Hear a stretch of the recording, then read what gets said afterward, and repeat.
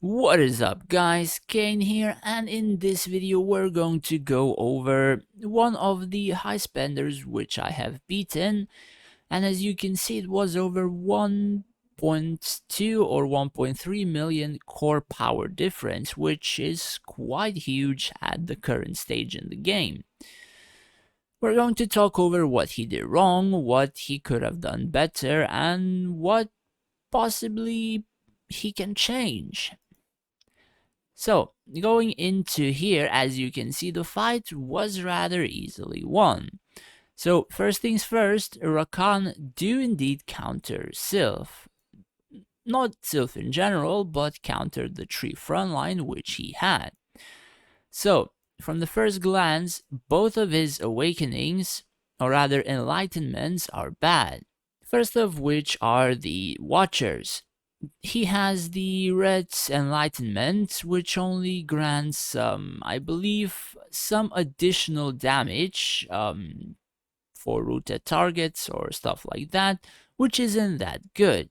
The Blue Enlightenment gives you 20% attack speed, and the morale of the archers does not collapse, which means the archers, they won't run away even if half of their squad is dead, compared to like even Rakan archers or human archers or whatever, which will. So that is the first mistake from just looking at his formation. The second mistake is the blue trees. Now, I am not sure how good it is in specific like things or places. However, the red trees spawn another copy of themselves, which is a little bit weaker, which can also tank a lot of damage. So, if he had the red trees, potentially his field could have lasted just a little bit longer. So, from the first glance, both of his awakenings are pretty bad. So, going on to the dragon, he is using a green dragon. So, from the first glance again, this dragon is very bad. Green dragon is not going to be good at almost any stage in the game unless it's like very late game. And the reason for that is blue dragon will do the job a lot better. Or a DPS dragon like black dragon or red dragon will do the job a lot better. What Green Dragon does is he just buys you a few seconds at the very beginning and he is just completely useless after that. He cannot out-heal the damage done by most of the heroes or the army, at least at this point in the game. He doesn't have hero predation, he doesn't have any greater abilities. His Draconic is just strictly surrounding healing and all that kind of stuff. That's the first thing. Going down towards his heroes, most of his heroes are level 55, which is also a huge mistake. Now, if I can explain you this mistake, he has spent a lot of money and he has spent it on technology research or building rushes and spending both of those for researches. Now, yes, the hero research is quite good, however, he has castle level 40. Castle level gives you ability to perform a lot better in events which equal to more rewards. Just pushing your research so high is not going to give you a lot of rewards nor help you insanely at PvP. Now, the reason for me saying this is hero research can get boosted a lot by hero mastery as well. Now, I'm pretty sure his hero mastery is decent or at least not very bad because as you can see, his hero stats are almost the same as mine. I'm only missing one hero and most of my equipment is already flawless compared to his, which is not. So most likely his temple is pretty decked out as well. So, back to the hero level. Now, he has spent days and days, even months and months worth of technology research, and if he, let's say, even skipped one of those researches, like mages and necromancers, and focused more on, let's say, rogues and mechs, or spend the amount of time that he has put in the necromancer and mages into his castle level, he probably could have been castle level 43 or 44 even. And making your castle level 44 or 45 or whatever, which he could have done, would have made him win events easier, would have made him climb in events easier, and would have made him have tier 15 army at this point in time, which to pass with my field probably would have been impossible. Now, why I mean impossible? If we go to check the trees, we can see that they have friggin' 6 million HP, which gets boosted by his dragon and all those kinds of things. So 6 million on tier 13 is insane, since I have seen like 3 to 4 million health on people who have like 4 million core power. So 6 million again is insanely huge. So this could be, I don't know, like 12 million on tier 15 army. Going on to his equipment, he has level 50 almost on all of them. I have checked his imbues before and all the imbues are 40 as well. If we go back and check the stats, we will see that he has a lot of crit resistance, he has 60% evade chance, and a lot of physical and magic resistance. If we go check his archers and check their equipment, he has 45 on all of them, and I have also checked imbues and he has 40 on all of them. Now, as you can see, he has 18 squad members, and as tier 13, he has 450,000 attack, with a little bit more HP, and I'll show you my archers just a little bit later. So his attack speed is 2.5 almost attacks per second. He has 43% crit rate and 127 crit damage, which is insane because of his equipment being 45. And pretty much that's it. So, heroes. Now, going on to Gan, checking what he has. Now, the first mistake that I see here is Astrarian Fati. Now, it depends where he is placed. This could not be a mistake, but if he placed Gan near the front line, could mean that you can easily kill Gan and deny insane amounts of HP on the trends. At the same time, he has an item for the backline as well, granting archers some buffs. So these two don't mix very well because the artifact requires the hero to be frontline, and this requires your hero to be in the backline. And if you place this hero, a core hero of your faction, in front lines or in the middle, it has a very high chance to be instantly killed by like a dragon's AoE, by like archers or whatever. And in some cases, you could even tag this hero to remove insane amounts of HP. And by that I mean this Trend Mastery and this Nature's Blessing, which they both buff insane amounts of HP, all deactivate and remove health from the army that they are buffing. So removing some of these heroes like Mako, like Gan, like Avalon, like Gazul, usually removes insane amounts of damage, revivals, and tankiness from the entire enemy's field. So we will see. Going towards now Avalon. So checking abilities, his Ardent Aura is level 7 instead of level 9, which is pretty bad because he doesn't need summon archers and he doesn't need archer mastery. And why he needs Ardent Aura is because it grants a health to humanoid units, and the archers are humanoid in the elf race. So that is another mistake. At the same time, he has Sprig in his formation, and his Sprig is built to do damage, and from my experience, Sprig is very bad in damage, so he has to build this hero just strictly for command into buffing his archers. And as we can see, his bow mastery is only level 6 out of level 9, which he could have done. And since this hero doesn't do any damage, this is a very bad mistake.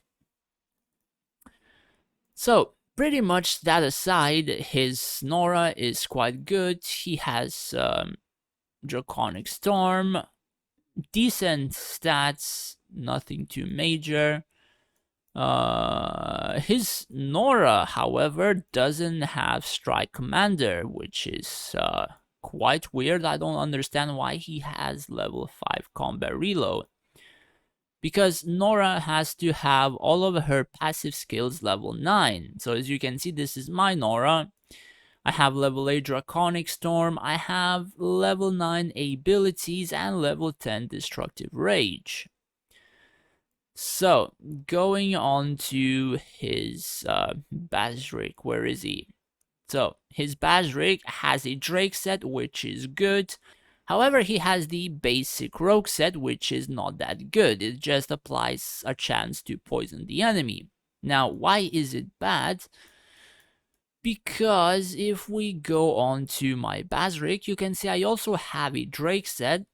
However, the items are very different. The bow grants 30% attack speed, which is very important. He has a camp, which grants him a shield of 10% of his health every 12 seconds. The shields can stack, and whenever the shield is on him, physical damage dealt is increased by 10%. And the armor, which grants a lot of might. Now, the basic rogue armor grants, I think, 6 or 9 on flawless, so this grants 11 more. And as you can see, I have 231 might. As well as I have devastating strike as my prism of choice. And we can see stats, I have 1.3 million health and 216,000 attack, compared to his 1,250,000 and 167. Now, his is one level lower, so this could mean he has more HP, but a lot less attack. I think that is pretty much it. For more and in-depth, let's say, information, we would have to dig in deep into his artifacts, which ones he leveled, what skills he has on other heroes, and all those kinds of things. Now, if I can show you even the basic of my heroes, let's take my Virion for example. He buffs my Rakans, and he is a frontline. I put Astrarian Fati on him because he's in the front lines, and he can buff and buff reliably the two squads without,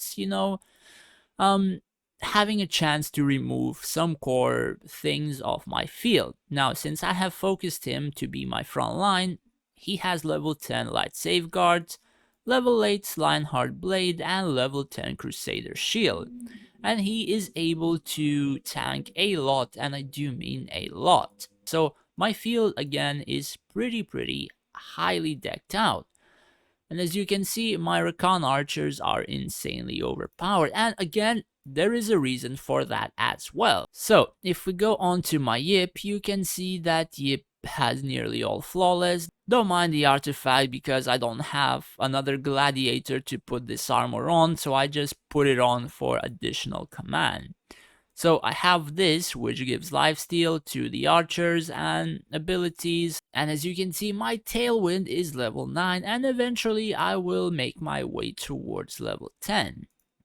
Now, one thing to note that I also have another hero near the two squads that Yip is in. So Yip is buffing their, let's say, lifesteal, and my Floras is buffing their damage with this Seraphic Ring, granting 15% bonus damage to nearby friendly ranged units, which again is very important, at least at the current stage in the game. It wasn't as important previously because heroes were doing insane damage, and now the Rakan archers are starting to pick things up. As well as I have a Mako, which I'm only slowly leveling up, and I have him with Seraphic Ring and the lifesteal in near my other squad, and because he's level 40, I can only have level 7 crossbow mastery, which again I will be working towards into upgrading him to level 50 to get 14 more % on my archers. So that aside, let's go on to the fight. Now, as we can see, he has Gan in the front line, and he is only buffing one archer squad, so in general, this is very bad. And he is in front of my Rakan archers. So as you can see, his gun was nearly dead before, and his dragon just pushed him in front of the archers. Now, the thing for Gon standing here, and he just fallen, is that he is in range for my Nora to do damage, and now he has tagged my dragon, which has the greater ability, so his archers are walking forward to the range of my frontline and the range of Nora. Basically, he just killed his archers without any chance of doing damage on this side. And on this side, his Nora was doing a lot of work, and I think he killed like one of my archer squads in here, and also nearly killed one of my Blade Master squads, I think. Yeah, this squad suffered 11 injuries and this squad 26, so he more or less just obliterated this one with Nora. So if we go on to the stats, as you can see, Valerie 43, Nora 47, Dragon did 32, but the Dragon was alive for quite a long time and he has some AoEs. Now, Ophidia, I don't think Ophidia can do that much, at least at the moment, because some fights last like 20 seconds, so she can only do 1 or 2 of those, and it's not going to mean much. The archers didn't do that good. Damage taken, as you can see, my Rakan Blade Masters were able to tank a lot just because of the artifacts that I have and the buffs that I have on my entire frontline. And it would take quite a long time to explain a lot of those things. And as you can see, his trees didn't tank a lot of damage, and one of the biggest reasons for that is because I have killed the hero that is buffing more than 100% of their HP, which means those trees could have like well over 10 million health in the battle. But I killed the hero that was buffing them, that was healing them at the very beginning, reducing like 5 million HP per single tree. And as we can see as the healers, the turtle is insanely overpowered, as well as my Vega doing some work, as well as my Blade Masters having some lifesteal, I think, or they're healing from some other places, as well as Virion with the Astrarian Fati healing them quite a lot. Now, I am not entirely sure how the Astrarian Fati goes, whether Virion just makes this entire squad heal, or Virion heals them and that healing is added to Virion. Honestly, I at the moment have no idea, but I know for a fact that healing is friggin' insane. Anyways, in conclusion, he has spent a lot, and I do mean a lot of money. His army is quite strong, however his heroes, he has focused them so much that in the end, his castle level is too low for his own power. So in general, most players cannot focus the hero research for all of them. If any person would focus all 4, his field will be lacking in power from the specific heroes or whatever, and I can just easily show you. So, as I can show you from a VIP 13 perspective, I haven't spent a lot of money or even any money for my hero research. So as you can see, it's 94, 450, 160, and 226. What his research looks like is probably 400 on all 4 of them, or at least 350 on all 4 of them, which if you add together is probably more than double of my own. And the reason is, some heroes perform a lot better just by upgrading specific things. So I know for a fact that he is Castle 40 and he has the thing with 5 levels above. So he has this upgraded as well.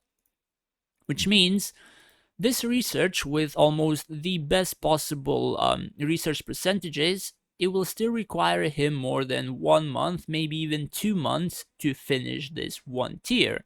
So he has spent insane amounts of money just on his researches, which he could have done for his castle level, and he could have been perhaps even 43 to 45, and the fight would have been a lot different. Now, another thing to note is, again, you cannot focus all four of this. You have to pick one, either mechanists or rogues, and then focus sages and generals or gladiators and paladins. The reason for that being, both of these have specific damage spikes, right? So those damage spikes require sometimes a very long time to focus your research on. So if I would focus mechanists and rogues, and then mages and necromancers, and not focus sages or generals, my army would be very weak. However, my damage heroes would be insane. And it depends who you're fighting. If your army dies quite fast or your archers don't do enough damage, you're going to lose even if your heroes are decked out. So my choice was at the moment to level the mechs and rogues to a decent stage like now. I'm gonna finish this and then I will be going to sages and generals. And after that, after I reach a decent place with sages and generals, I will upgrade my paladins and gladiators, but only specific tiers, like tier 8 for evasion, like tier 10 for critical hit resistance, which will make those gladiators a little bit more tanky, and perhaps I will be thinking at upgrading at least their HP to level 30 or 40. And this is how it should look like for most of the players which don't spend insane amounts of money. And if you spend insane amounts of money, you have to pick 3 of the research trees and focus them. So if you're focusing mechs and rogues, so the next is sages and generals, and then gladiators and paladins. I mean, as much as I would like to have all 4 and place a wide variety of my heroes or army or whatever, this is not very possible. At least in my eyes. So, like I said, you need to focus on the spikes and you need to stop spending, let's say, money on just everything equally. You're not going to grow very strong if you focus everything equally. The same for heroes, the same for research, the same for hero mastery. You cannot upgrade it equally because it will prove to be a lot worse. So as we can see here, my Rage 1 is tier 4, my Protective is tier 3, Divine tier 3, Command tier 3, and moving to tier 4. And my Arcane is tier 2 because I don't have any mages. So, as you can see from here, I'm not focusing everything equally, and nothing should be done equally. Anyways, that's pretty much it for this video. Thanks for watching, guys. Hopefully you learned something new. Take care and stay safe out there.